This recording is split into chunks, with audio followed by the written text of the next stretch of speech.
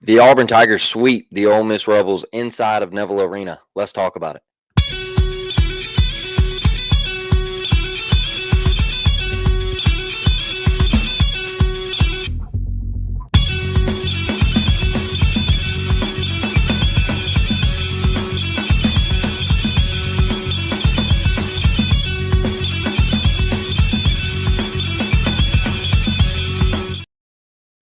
Welcome back, Auburn family. Welcome in Up Tempo gang. I'm glad to be back. My name is Blake Lane.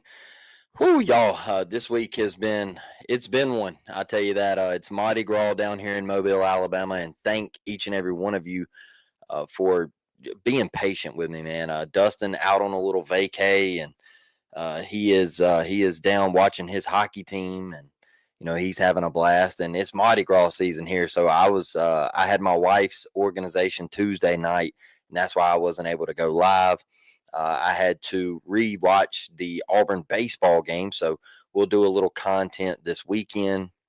And I was just I was keeping up with everything Tuesday night, inside the ball, trying to find a spot in the convention center to see the game and all that good stuff. So it's just been a lot this week, but we're here tonight. Last night was awesome. This basketball team just put on an absolute show. Shout out to CBM. What a performance. Johni Broome once again leading Auburn, being that guy. All for Auburn, right? I like what Auburn kind of come up with there, and putting that on a shirt, and kind of his little pitch to his campaign for National Player of the Year. And, it was a team effort last night. Team effort all around. You had Denver, man. I think his legend status grows game by game. I think Denver Jones and what he is doing on the offensive end. We know what he's doing defensively, right? We're not worried about Denver Jones on the defensive end. But what Denver is doing offensively is what is the special thing for this Auburn basketball team. And it really goes unnoticed because of the way he has grown into the point guard position. We saw a little glimpse last night of greatness of Tahad coming in and running the point, putting Denver at the 2, Denver coming off the ball screen and getting a wide open shot and knocking it down. We saw a glimpse of that, and it's special. And that's just another thing that you can do with this Auburn basketball team. And I think Denver Jones, I tweeted that last night, is legendary. He's legend status because of the work he has put in. You've got an elite defender who has also busted his tail on the offensive end. He's not known for being on the offensive end. He's simply, when you hear the name Denver Jones, all you hear is, oh, he's a great defender. He's the best on-ball defender. Well, Denver Jones wants to be known as the best two-way guy. He wants to be on both ends. And if he's giving you 13 a night, if Denver Jones gives you double digits, I just find it really, really difficult for Auburn to lose a basketball game. I find it really, really difficult because Johni's going to get his. CBM's been getting his. Miles Kelly's getting his. Tahad has been off, but I'll talk about him in just a minute.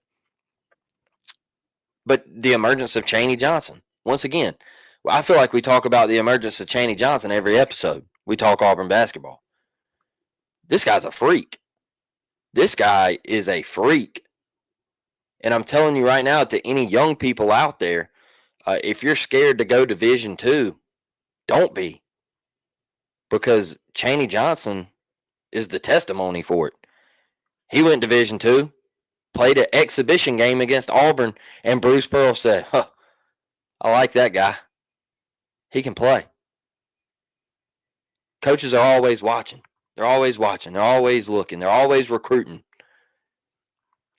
They always get on social media and watch what you post there. They're always looking. And Cheney Johnson showed out. And it's the footwork. It's the development of the hands, catching the entry passes, cleaning up the fouling, all of that stuff. He continues to grow as a basketball player, in my opinion.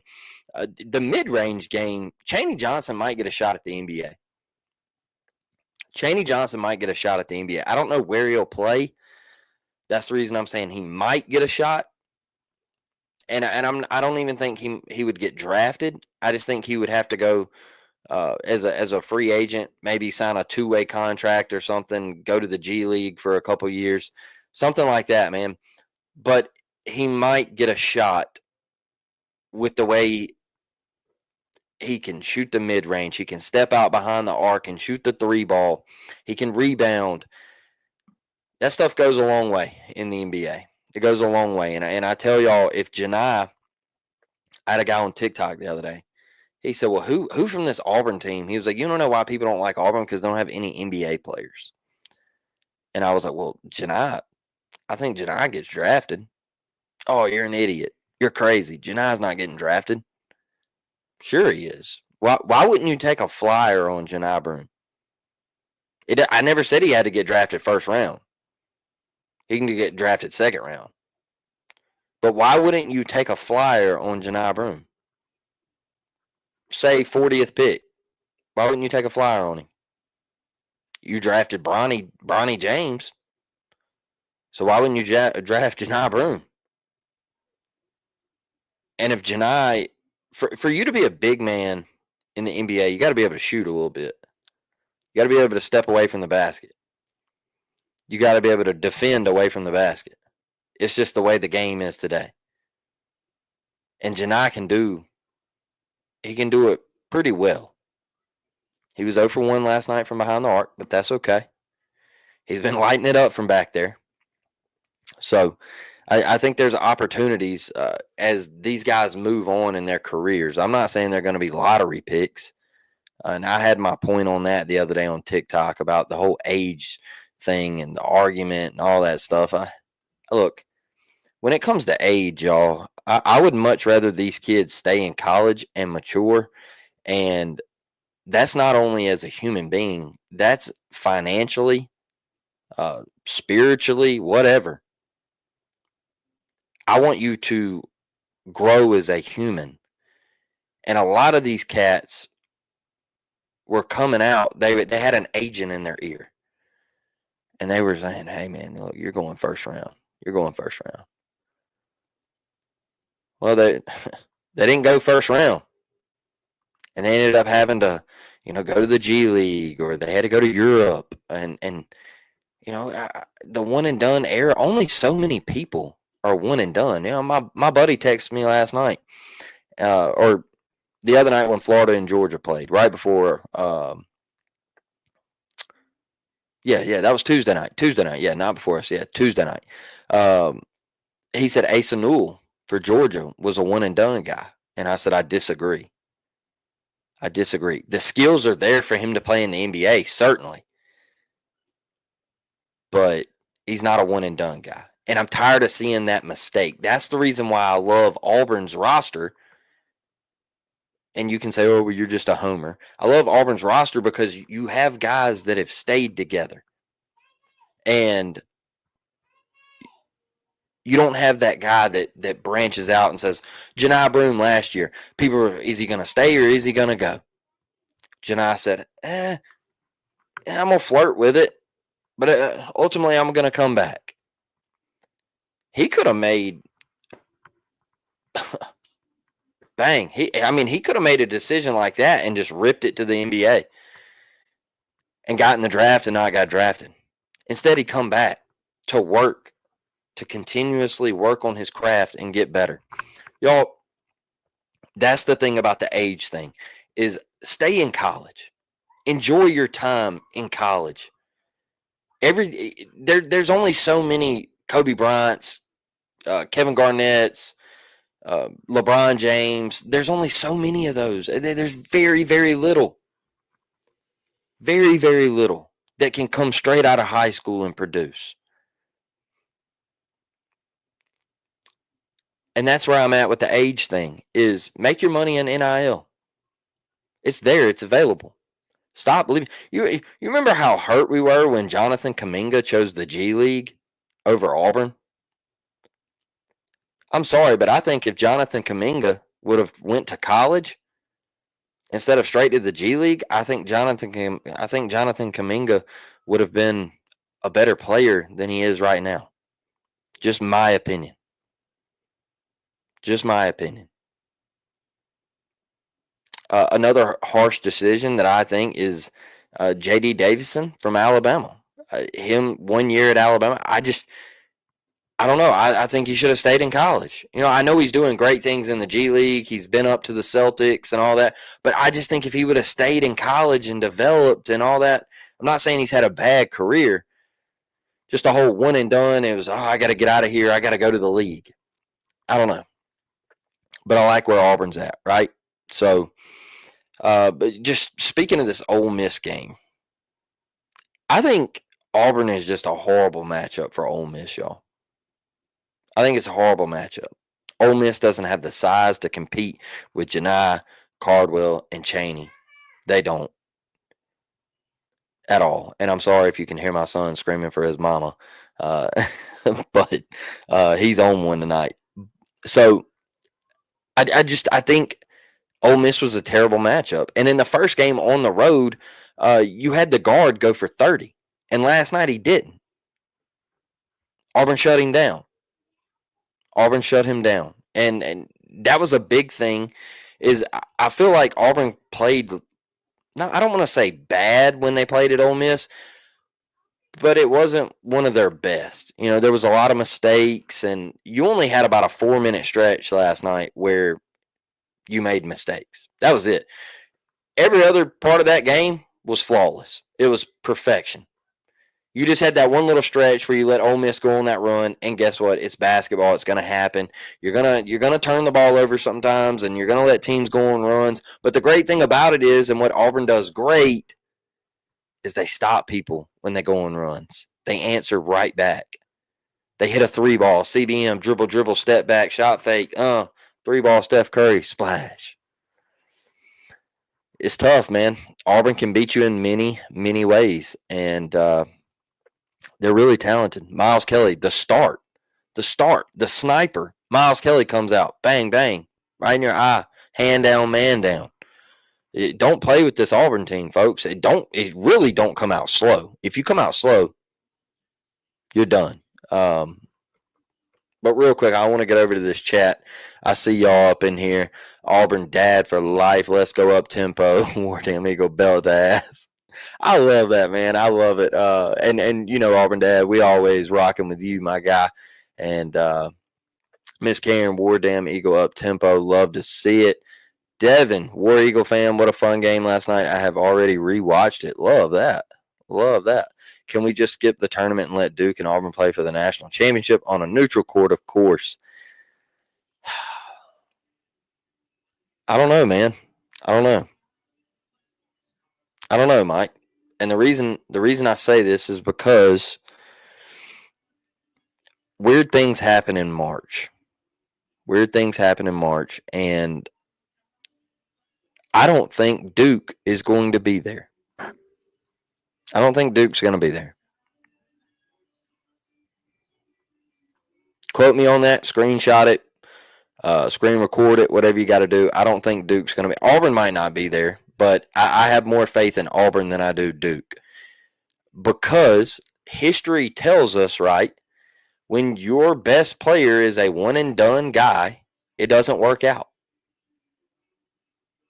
It just doesn't work out.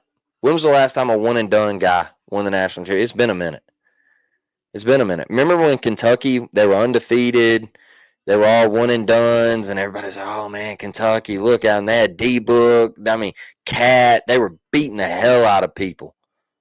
Undefeated in the SEC, regular season champs, tourney champs, just beating the piss out of folks. Got to Wisconsin, got beat. Wisconsin. They had guys experienced, stay around.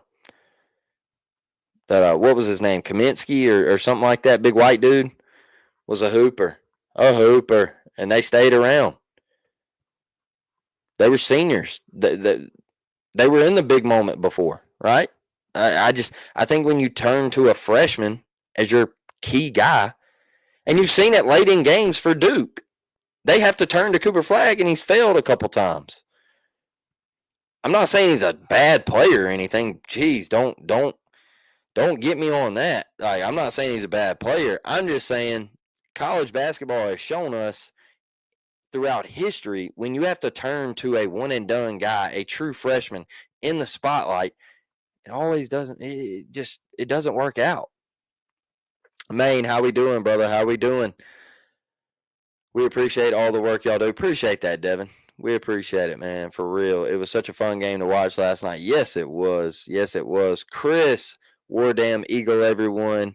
Make Auburn great again, War Damn Eagle. Thomas, here we go. War Damn Eagle, y'all. And with the $5 super chat, keep up the good work. Thomas, we always appreciate it, brother. We really do.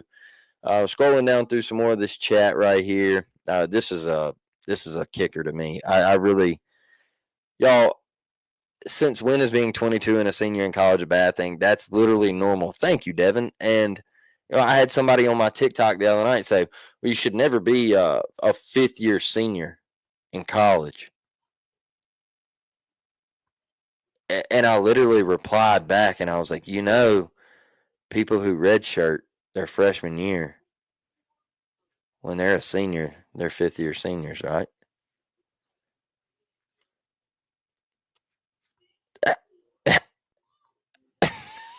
Just well, Miles Kelly's 24. No, he's not. He's 22. Stop with the age stuff. It's weird, man. It's weird. Y'all, Bo Nix was absolutely balling out in the NFL this year. You want to know what the only thing people could talk about? He was a 24-year-old rookie. Who cares? Nobody cares. You don't know why you brought that up? It's because everybody talked about how he was going to be a bust before the season. Everybody. Bo Nix at the 12th overall pick was a reach. Sean Payton screwed it up for the Broncos once again. They're going to fire everybody. The Broncos are going to tank, and Bo Nix is going to be at Winn-Dixie in 3 years.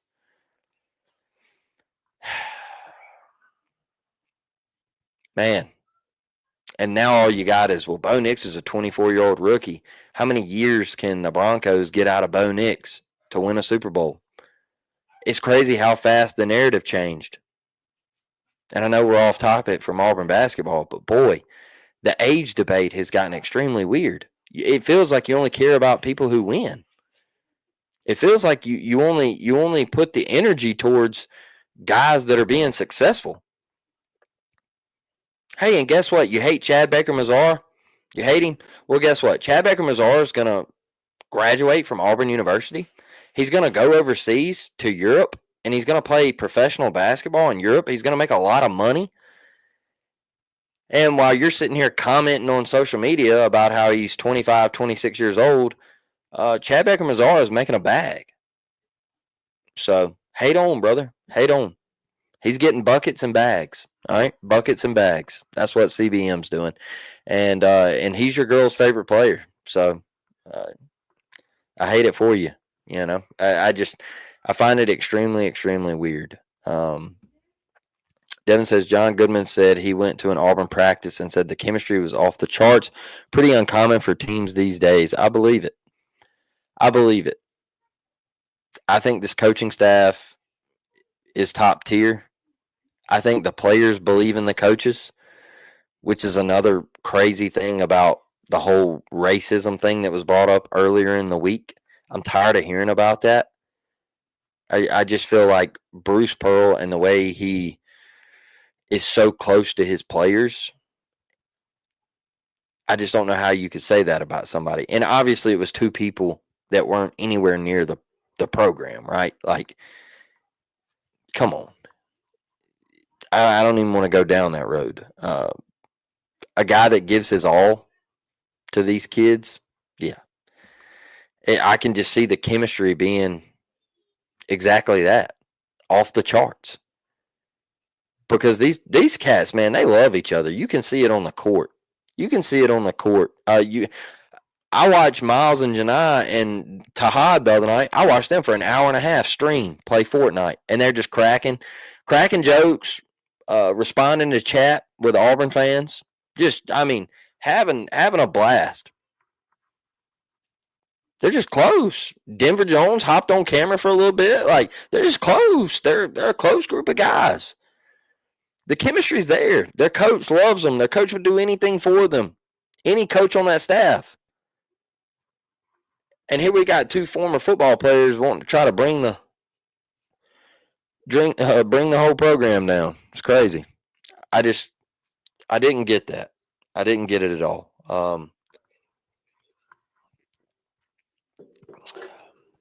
Extremely weird to me. Extremely, extremely weird to me. Y'all, one thing I will say is I want to talk about Turtle right now. And you know, him and SEMO, I think when we look back at this season, I have to tip my cap to these two dudes because it's not 20 minutes a night. It's not 15 minutes a night. It's 8 to 10 minutes, man. You're out there. And we don't even ask you to get buckets. We just ask you to play defense. And that's it. That's all I need is I need 4-minute stretches. I need 2 4-minute stretches from you of solid defense. Just give me that. That's all I ask. And you do it every single time, man. Is it the prettiest? No. But do you get the job done? Yes. And I can't thank you enough. Can't thank you enough. And it's just, you need guys on the team like that. And that's what I try to explain to a lot of people earlier in the year. They're like, why is SEMO still here? Why didn't he get processed? Like, SEMO's so bad. We don't need SEMO to be great. We don't.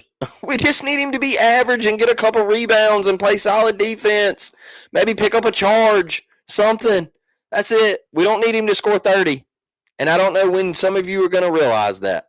We don't even need him to score 15 or 10. We just need him to play solid defense and grab a couple boards. Maybe come up with a big block like he has earlier in this season against Iowa State. Like,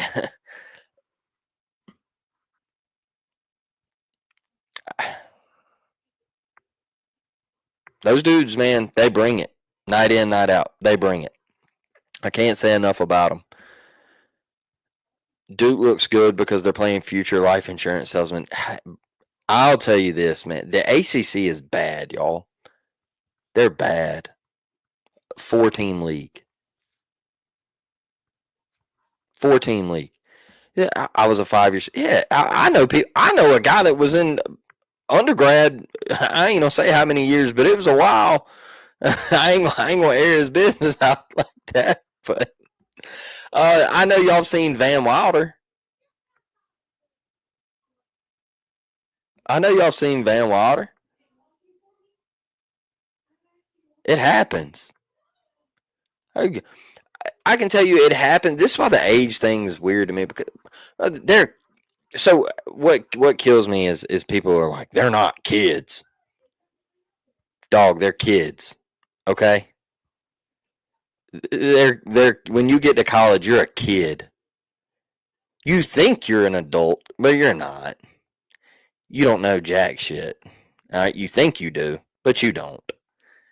And trust me, I used to feel the same way when I went to play baseball, and my dad would tell me this was going to happen, and this if you don't work hard, this is going to happen. If you don't do this, this is going to happen. And I was like, man, he don't know what he's talking about. Like, that dude. It happened. It happened. So Thomas says the youth and experience has no match for old age and treachery. Experience wins. That is, brother. I'll tell you this. It's been proven. It's been proven in the history of March Madness. Experience. I'll take y'all back. I'll tell you this. A lot of people, man, they forget this, but back in the 90s, early 90s, we had the Fab Five, right? The Fab Five was obviously Jalen Rose and Chris Webber were the two-headed monster, right? And then Juwan Howard, he had a successful career in the NBA, but it was just mainly them two. They were the superstars of the Fab Five. And they thought that they were just going to walk in and absolutely slap Duke. Hey, Christian Laettner, he ain't seen us. That Hurley boy, he ain't seen nothing like us. And Duke beat him by 30. Said, hey, tap, tap. I'm daddy, you're the kid. Simple as that. You don't know why? Because Duke, they've been in the trenches. They have been in close games. They were older. That's it, man. I was a 6-month student.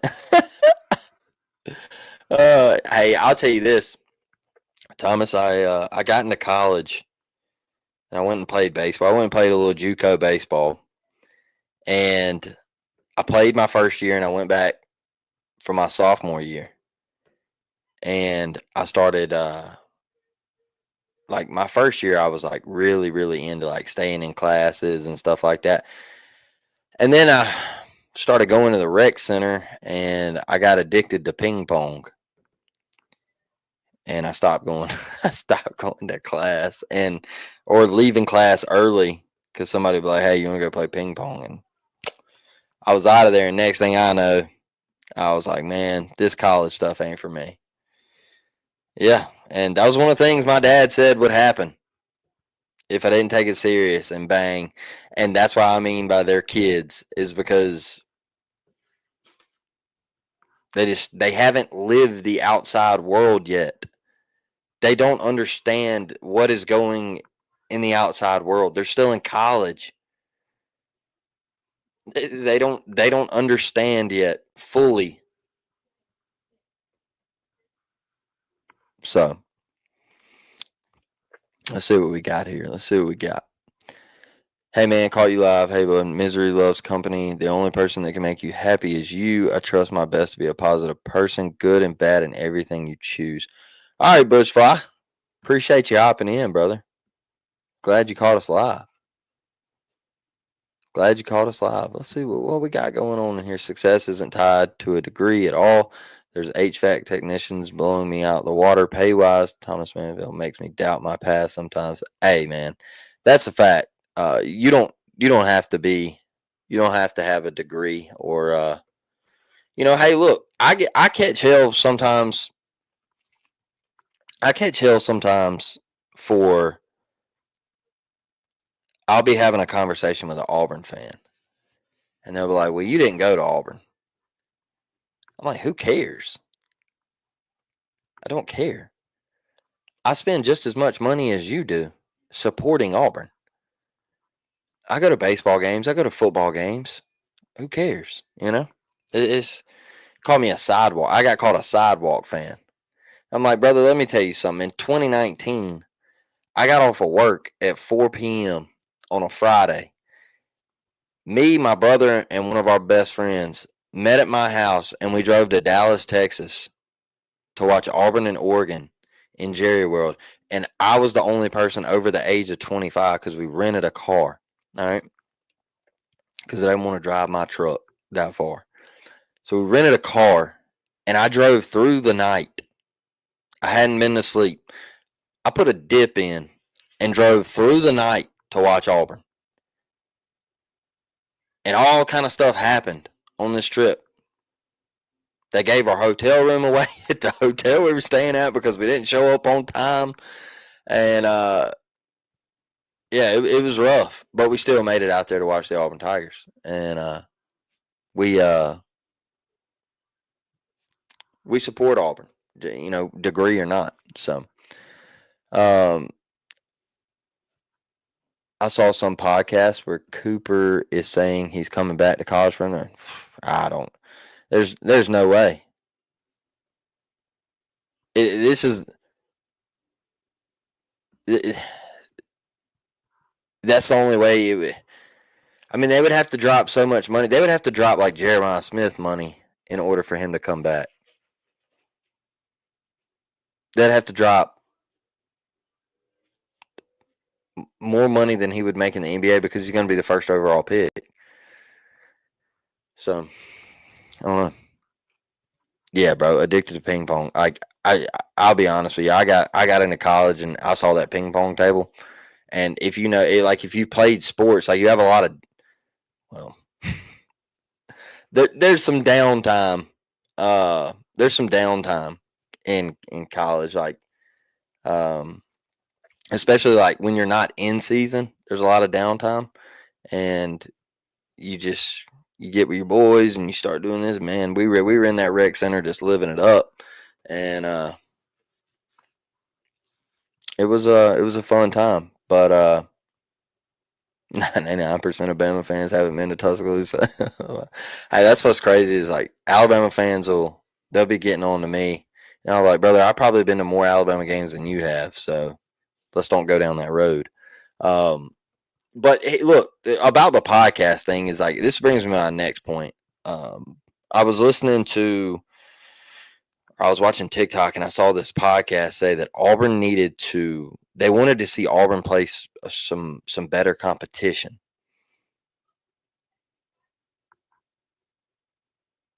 It was two guys on the mic. They were doing some bracketology stuff. I'm sure some of y'all have seen the clip. But in order for you to say Auburn needs to play better competition, what have you watched this year? What have you watched? Have you watched Auburn? Did you watch Auburn in the Maui Invitational? Did you watch Auburn go to Cameron Indoor? Have you watched Auburn play in the SEC where they're 14-1 and Jimmy Dykes at the beginning of the year said 14 wins was going to win the conference? And it's not. You got to keep winning because Alabama, Florida, they're all on your tail. But they said 14 wins. The conference was so good that 14 wins could win the conference. And you still ain't wrapped the thing up. You got 3 left. And you still ain't wrapped it up. So you got to do more work. Have you not watched college basketball this year? You're going to say you want Auburn to play better competition. What are you talking about? It's about like Carl Ravage saying that the SEC play was 82-82. Mind blown. Absolutely mind blown. I mean, that's about like a guy that worked with me. I asked him to measure the plate, and he said 10/16. I said, cool, 5/8, and he said, no, 10/16. I said, we got a ways to go. We got a ways to go. All right. Better competition. All right. I'm sure some of y'all have seen the clip. It is out there. It's 2 guys on a podcast. They're talking about Auburn playing better competition. And that their competition is kind of flatlined. And I tell you this, to my point here, do not let you think Auburn's competition is flatlined? Don't let Arkansas get into the tournament. Do not let Arkansas get into the tournament because they're going to ruin somebody's season. They're going to ruin somebody's trip to the big dance. They're going to ruin it because Arkansas is going to be like a 9 seed, and they're going to end up getting into that second round. They're going to beat an 8 seed in the first round. They're going to get into the second round, and bang, they're going to beat a 1 seed. Something along those lines, because that is one team that I do not want to play anymore. I swear to y'all, I lost it. I lost it when he said that. I said, yeah, we got a ways to go, man. We got a ways to go, but it's okay. Yeah, I took a welding test. I know this is off topic, but I took a welding test back in 2019, and it was an actual written test, a math test to get into a welding school, and it's AIDT down here in Mobile, and we sit down and there's 100 people. You get 20 fitters get in, 20 welders get in. All right, 100 people take the test, and they tell you that you need to know how to read a tape measure. So the guy looks at me and he's like, "Hey man, do you know how to read a tape measure?" And I was like, "Yeah, I do." And he looks at me and he's like, "Well, you think you could help me?" And I was just like, What? What? Brother, you're 24 years old. Like, what do you don't know how to read a tape measure? And he's just like, I'm like, did you have a ruler growing up? Like, just, it's, yeah,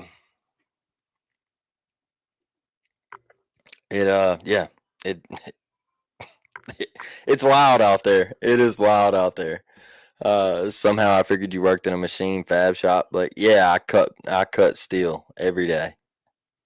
I cut 20-foot plates, 30-foot plates, 40-foot plates. Do it all, man. It's fun. I love it.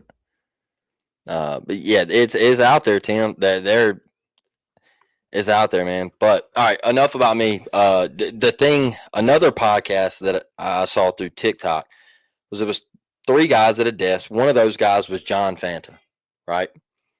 Big college basketball analyst. Puts out a top 25 every week. I follow him. I think he does great stuff, right? And I actually got on to him last year when he picked Yale to beat us, and I was like, John, like you've been riding with us all year, and then you picked Yale to beat us, and then Yale beat us, and I just think he has great work, right? So the guys are sitting there and they're talking about Auburn, and they're just bringing up solid points about the resume and all this, and he's like, well, he's like, it's Auburn finally come back down to earth, and John was like, huh? And he was like, yeah, we're finally starting to see like Auburn, they're coming down to earth. And John was like, brother, they're 25-2. Obviously, they beat Ole Miss, last night. But he was like, they're 25-2. He was like, they're 13-1 in the SEC. He's like, what are you talking about? They're coming back down to earth. What are you watching? We're beating the hell out of people. Brother, whatever's on the other side of outer space, that's where Auburn's at.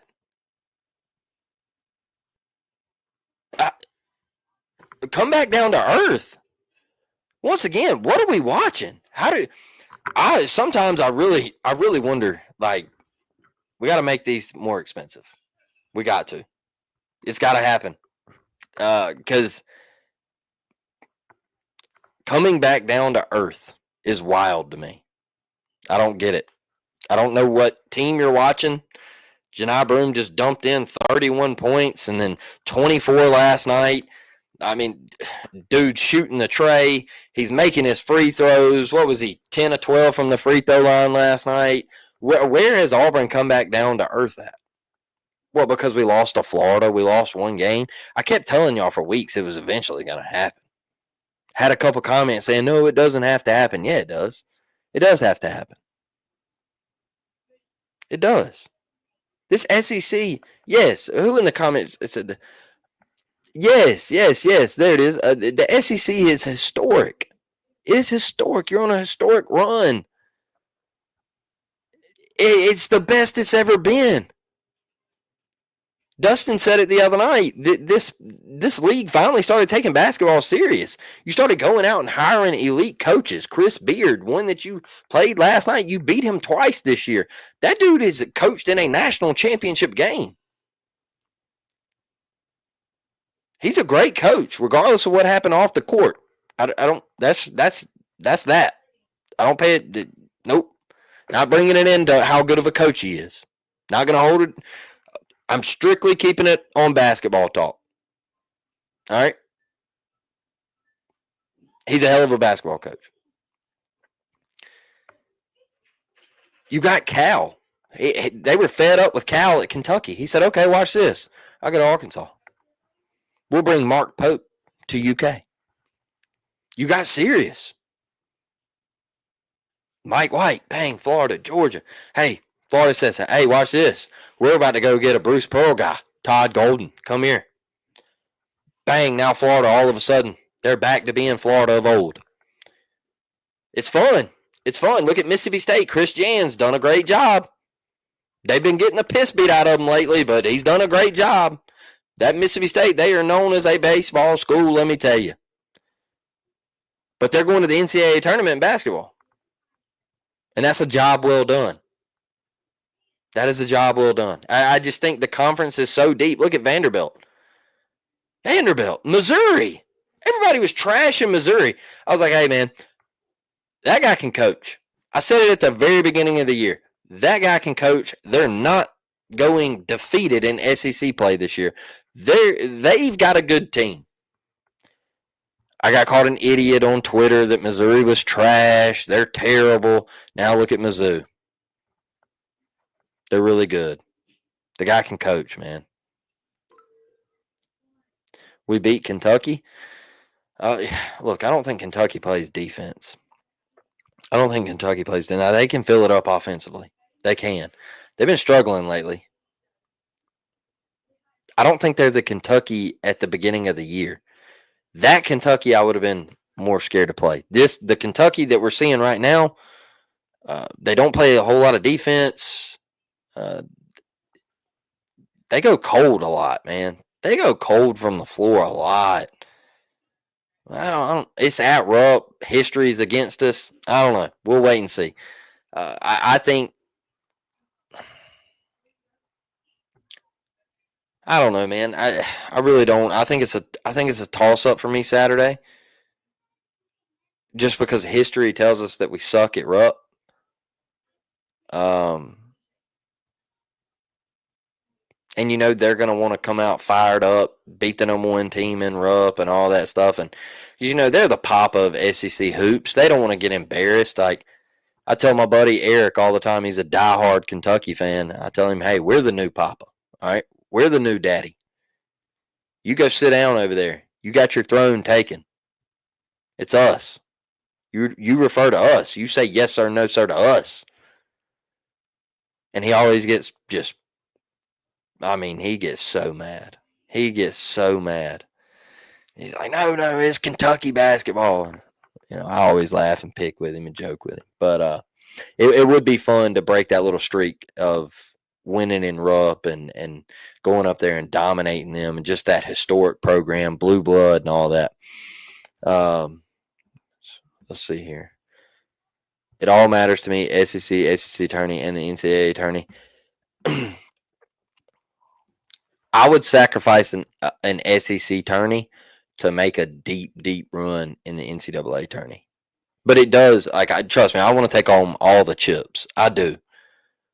But if we could do what Alabama did last year, where they lost in the SEC tourney, they got their rest, and then they went on a run to the Final Four, I would take that. Because I don't think the SEC tourney, it don't hold a lot of value to me anymore, because this is why Auburn is tied into that. It doesn't hold a lot of value to me anymore because you said on the selection committee that they watch your tournaments and they use these tournaments to base seeding and all that. Well, Auburn went into the NCAA tournament last year as a 4 seed. They won the SEC tournament, which was a great conference last year. And you didn't move. You stayed as a 4 seed. So that right there tells me that your conference tournament has no value. The only value it brings is if somebody let's say this year, South Carolina won it. That's the only thing it brings to the table, in my opinion. Is if South Carolina got in there and they slipped on Cinderella's glass foot or glass slipper on her foot and they went on a magical ride to the pumpkin patch and won the SEC tournament. That's it. So, I don't know. I would rather go. I'd rather lose first game of the SEC tournament and go deep into the NCAA if I could see into the future. If I could see into the future, that's just me. But yeah, Archie beating UK and Rupp broke them, I think. Let me pull this up so I can see it a little bit. Yeah, Archie beating UK and Rupp broke them, I think, for sure, because they were so hyped and they were booing Cal and all that stuff. And they really haven't been the same since. Since that game, they haven't been the same. Arkansas dominated them. That kind of turned Arkansas' season around, too. If you really, really look at it, Arkansas started they started hitting a stride right there. They got hot right there in that part of the season. I put it on Twitter last night. That is one team I do not want to see anywhere close to the NCAA tournament. I do not want to see them. I don't even want to play them again. I think they're really, really good, and they're starting to find their stride. I'm telling you, watch out for Arkansas. They could be a Cinderella team this year where they get in and they're like 17-13 or 18-13 or something like that, and they're going to end up beating the piss out of somebody in the NCAA tournament. I'm telling you. That's just how I see them. But look, I think Ole Miss was a terrible matchup for Auburn. Auburn dominated, shot free throws well. Johni Broome was out of his mind. CBM flu game. CBM step back, splash. Dude was electric.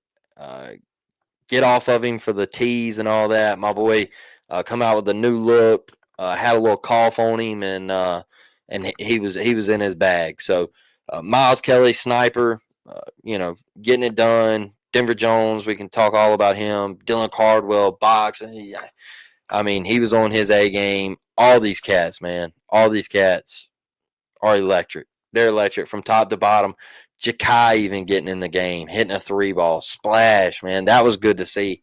You say that Bruce Pearl isn't close to his players, but it's crazy how Ja'Kai keeps getting opportunities.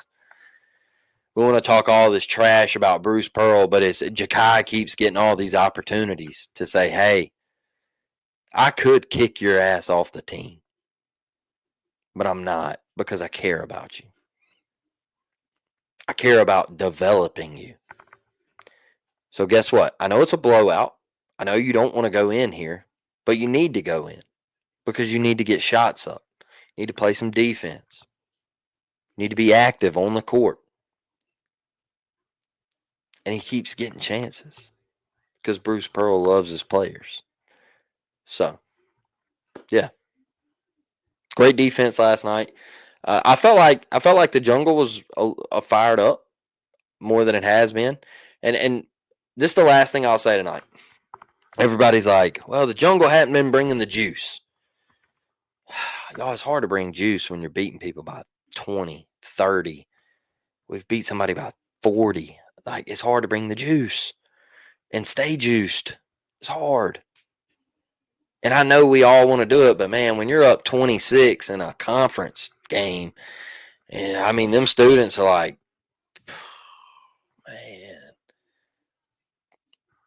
it's hard to stay fired up because you're just beating people down, and they start walking in there. It's like I tell y'all about Alabama football. It's not a hostile environment. It's not. I've been in there.